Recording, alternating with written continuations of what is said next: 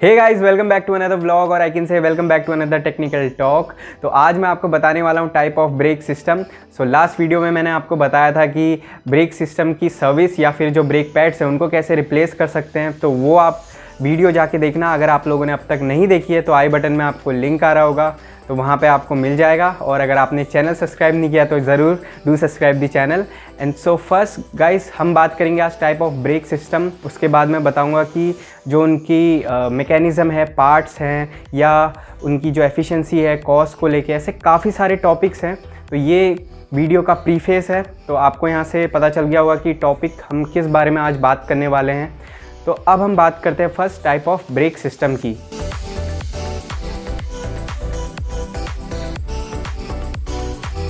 So first हम बात करते हैं हाइड्रोलिक ब्रेक सिस्टम की, जो one of the most efficient brake system है आज की डेट में। आपने देखा होगा जो 30-35+ की जो बाइसिकल्स होती है उसमें आपको मोस्ट कॉमनली आपको ये हाइड्रोलिक ब्रेक मिल जाते हैं, बिकॉज उसमें काफ़ी सारे रीज़न रहते हैं। तो अभी हम बात करते हैं इसके मैकेनिज़्म की।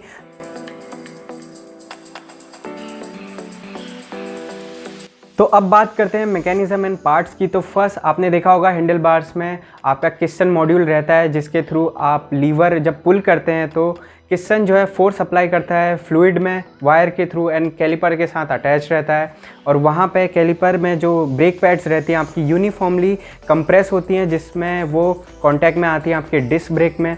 तो इस तरीके से आपका जो हाइड्रोलिक ब्रेक सिस्टम की मैकेनिज़्म है वो यूज़ होती है या फिर एक वर्क करती है। सो अब हम बात करते हैं गाइस मैकेनिकल ब्रेक सिस्टम की। तो फर्स्ट इसमें होती है एल्युमिनियम वायर, जो कनेक्ट रहती है आपके स्प्रिंग मॉड्यूल जो हैंडल बार में होता है और जो आपके कैलिपर में कनेक्ट रहता है।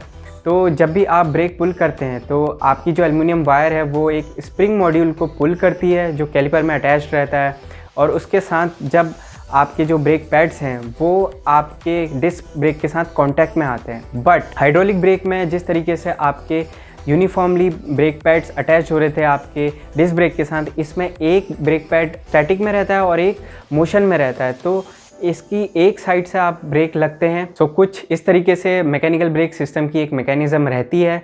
सो अब हम बात करते हैं third type of brake system, जो कि आपके रिम और रबर ब्रेक। ये आज की डेट में थोड़े आउटडेटेड हो गए हैं, क्योंकि ये रेनी सीजन में उतने सक्सेसफुल नहीं थे, क्योंकि ये स्लिप मारते थे व्हील्स के साथ। आप आज की डेट में शायद ना ही देखेंगे ब्रेक सिस्टम बाइसिकल्स में।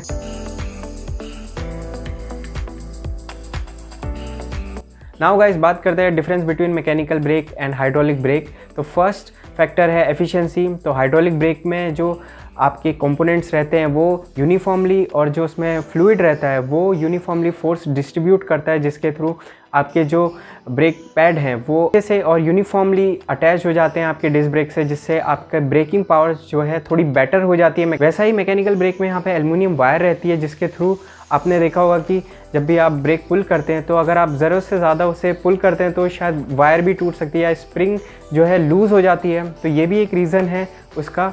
सो अब हम बात करते हैं सेकंड फैक्टर, जो कि है मेंटेनेंस। तो यहाँ पे मैकेनिकल ब्रेक को ज़्यादातर टाइम टू टाइम यहाँ पे मेंटेनेंस की ज़रूरत रहती है, क्योंकि इसमें एल्युमिनियम वायर रहती है जो टाइम के साथ लूज़ होते जाती है। तो ये कहीं ना कहीं एक रीज़न है कि आपको बार बार उसे सर्विस करनी पड़ती है। उसमें जो कंपोनेंट्स हैं, स्क्रूज़ हैं या स्प्रिंग के जो वायर्स हैं, वो आपको बार बार टाइट करने पड़ते हैं। बट यहाँ पे हाइड्रोलिक ब्रेक की बात करें तो यहाँ पे जो उसमें माइक्रो कंपोनेंट्स रहते हैं आपके किस्टन और कैलिपर में, वो पूरे सील्ड रहते हैं, तो उसमें उतनी ज़रूरत नहीं पड़ती है। बट उसका एक डिसएडवांटेज है कि जब भी आपका उसमें फेलियर होता है या माइक्रो कंपोनेंट्स कुछ ख़राब रहता है तो उसे आपको उस मॉड्यूल को पूरा आपको रिप्लेस करना पड़ता है, क्योंकि वो रिपेयरेबल नहीं होते हैं। तो ये एक थोड़ा सा एक उसका डिसएडवांटेज है। और दूसरा ये है कि अगर आपकी कहीं वायर थोड़ी सी कट हो जाए या फिर उस वेयर आउट हो जाए वो, तो कहीं ना कहीं आपको वो पूरा फ्लूइड उसका बाहर आ जाता है, तो आपका पूरा हाइड्रोलिक ब्रेक जो है पूरा फेल हो जाता है। वहीं हम बात करें मैकेनिकल ब्रेक में तो आप उसको थोड़ा रिपेयर ईजिली कर सकते हैं कंपेयर करें आपके हाइड्रोलिक ब्रेक के साथ। अब हम बात करते हैं फैक्टर नंबर थर्ड, जो कि है cost, one of the most important factor.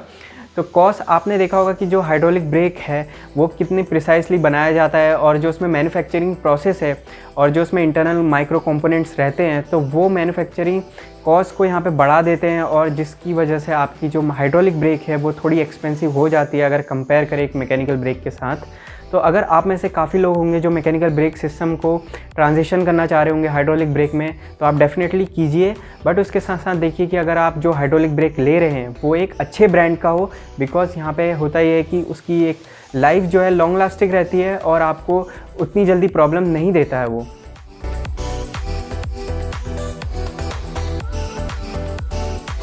Conclusion में मैं यही कहूँगा गाइस कि दोनों ब्रेक चाहे मैकेनिकल हो या हाइड्रोलिक, वो अपने सेगमेंट में काफ़ी अच्छा काम करते हैं। जैसे कि 8K to 25K के अराउंड आपको मैकेनिकल ब्रेक मोस्ट कॉमन मिलेंगे, और अगर आप 30-35,000 से ऊपर की बाइसिकल लेंगे तो आपको मोस्ट कॉमन हाइड्रोलिक मिलेंगे।